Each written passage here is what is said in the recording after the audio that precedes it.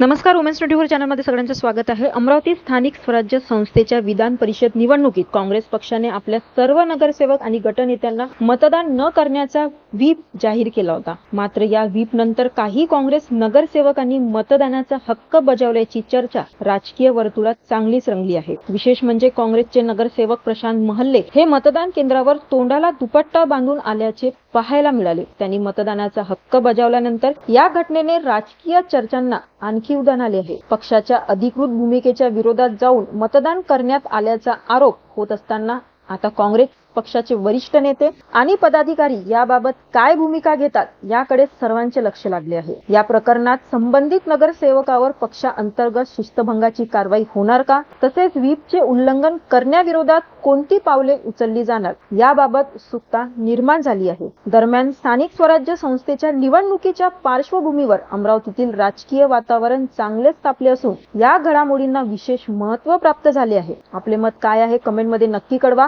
अशाच राजकीय घडामोडीसाठी बघत रहा वुमेन्स 24 चॅनल.